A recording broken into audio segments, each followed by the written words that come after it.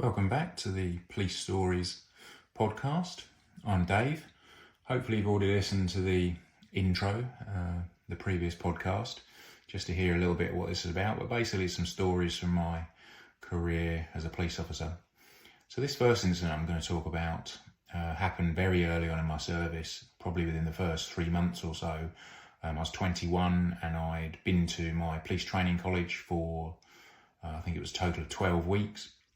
And then after that, you come to the police station you're going to work from, you get put on the tutor unit along with a tutor constable, somebody who basically has got some service, bit of experience, is going to help you through those initial months of your service. So on this occasion, I'd been in, done a few bits and pieces, and then I'd been asked to come in the following day in plain clothes, which I was really chuffed about. This was my first time working in plain clothes. I was quite excited, really felt like I was getting somewhere and that perhaps I was trusted. And that's why I'd been asked to come in. I mean, that probably wasn't the case. It was basically that we had a problem with shoplifters in the local shopping centre. So they decided to do something about it, and the tutor unit was asked to go and see what they could do about the shoplifters. So myself and a colleague who was a similar service to me, very, very young in service, new to our careers, came in plain clothes the following day. And we were just sort of getting our stuff together, getting ready to go out when a call came in to the shopping centre that we'd intended to go, reports of a male with a gun, and that's all we had. There was no other details. So at this time we were in plain clothes and all we had was our radios and also what's called a PR24 baton, a side handle baton, which is a 24-inch sort of plastic police baton. They'd just been issued to the UK forces, and prior to that we'd had the traditional old sort of woody, which was a small wooden truncheon. So this was quite a step up. On a side note, as a kid, I'd watched an American series called TJ Hooker, which was an American cop who carried one of these PR24s. So I was equally pleased that not only was I in plain clothes, but now I had one of these PR24s as well, just like TJ Hooker. So it was quite amusing. Anyway, they put up for any plainclothes units to go and attend and have a look for this male with a gun. You have to remember this was the days previous to ARVs, armed response vehicles. There was no such thing, certainly in the home counties force like I was in. I think maybe the Met had ARVs at that point, but smaller forces didn't.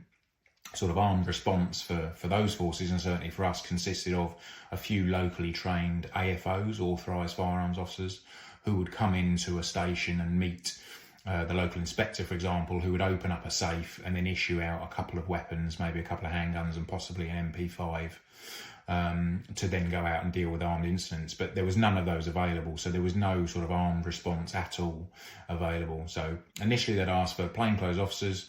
No one else responded on the radio, which I was amazed and slightly pleased with, because myself and my colleague, who, as I say, very new to the police, put up that we could attend. We were in plain clothes. So we were given the go, and we ran from the police station to the shopping centre, which was about 5 or 10 minutes away, I suppose. It was sort of quicker than trying to find a car. So we arrived at the shopping centre, a slight sweaty mess at that point, and with our batons tucked out the way and just a radio sort of subtly in a jacket pocket. And initially, there wasn't many people outside the shopping centre. It was at a sort of side entrance that went onto a small park, and there was a play area. And we could see a group of about 5 or 6 people, a mixture of male and female, ranging in age from kind of 16 to 20 or so, I suppose. And we sat down on a bench and watched these people for a while. We weren't sure if this was who we were looking for. We had no descriptions. It was just male with a gun outside the shopping centre. So we thought we'd stick with these for a bit and just see. Sure enough, after about 5 minutes or so, one of them pulled out quite a large black sort of semi-automatic style handgun from the rear of his waistband and pointed it off into the trees, sort of taking up a firing stance, and as if he was larking about with his mate, showing him, the gun. So we were pretty confident this was our man, obviously. And one of us managed to sort of walk off a short distance out of view of them and call up on the radio and confirm that we were watching the right people. So we were asked to continue observing them, but no more, while they were trying to sort out some sort of armed response, whatever that was going to look like. As I say, it was nothing like it was or is today. So we watched them for a little while, and then a couple of members of the public walked past. By this time, the male sort of was aware that he shouldn't have this gun, and certainly not in public. So when people came along, he kind of hid it away to keep it out of sight. And after a little while, he moved off round the corner. In fact, the whole group did, out of sight to us. So we decided that we were going to follow at a sort of reasonable distance. So we came gently round the corner, but unfortunately what we didn't realise was they had literally stopped just round the corner. So as we came round the corner, we almost bumped into the group, and particularly the male, who at this point had the gun out in his hand.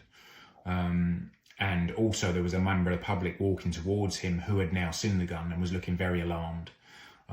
So I kind of looked at my colleague, and we felt really we had no choice, as we were kind of on top of them, given what we were dealing with. So basically, I managed to sort of rush up to the male, who I was pretty close to anyway, and obviously they didn't know who we were at that point. I managed to get hold of his wrist and also basically get my other hand around his throat effectively, and pushed him up against the wall. And pin him against the wall. Of course, that took both my hands, so I had no hands left for a radio or baton or anything else, handcuffs, etc. And my colleague behind me kind of stepped in behind me and turned and faced the rest of the group, at which point 2 or 3 of the other lads had reached down and picked up some pieces of wood that were just laying there from the trees and the woods that we just come round from, and basically started approaching us with these with these pieces of wood. So we're in a fairly concerning situation. I didn't really have time to sort of get too worried about it. I had my hands full with this guy who wasn't really struggling, but he was, I think, panicked at this point. We were trying to tell them who we were, identify ourselves as police officers, but at this point, I don't think they either heard us or kind of could figure it out, and certainly neither of us had a hand free to get a warrant card out, any form of ID to formally show them. And I still think they either didn't think we were police or didn't know we were police, because bearing in mind, we were pretty young. They were too, but I just don't think they sort of knew who we were really at this point. So at this point, the 3 of them are closing my friend down with these pieces of wood raised above their head. I've got the other guy pinned against the wall and can't really do anything to assist. And we were just thinking, we're really in trouble here. I'm not sure how this is going to end. When thankfully, a marked police vehicle, uniformed police car, which had some other colleagues in, came round the corner and saw what was happening. They were able to get out of the car and run over to us and assist. So we managed to get the firearm off the guy, get him in handcuffs, and sort of shoo the others away, who immediately dropped the pieces of wood and kind of didn't want to get involved. Now they were pretty sure that the game was up, and we had hold of them. So the incident came to a good conclusion. Nowadays, you'd probably be disciplined for it, because nowadays it'd be very different. You would definitely be told to stand off and not get involved pretty much no matter what until armed response vehicles were there. As I said, at the time, it wasn't really an option for us, and probably our naivety was walking around the corner right on top of them. But ultimately things happen. It's all very well talking about things in a classroom, but when you're on the ground and dealing with stuff, it doesn't go smoothly, and you've got to make snap decisions quickly. So that's what we did. We got hold of them.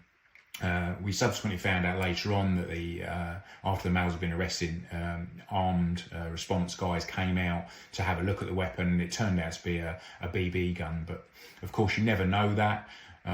Later on, I would find out when I became an armed officer, it's impossible to tell the difference between a real firearm and a BB gun or an imitation firearm. Sometimes even when they're in your hand, you're literally weighing up the difference, trying to look at them without getting too much in and without sort of starting to take them apart and clear them effectively to make them safe. Even at that point, for experienced officers, it's difficult to tell.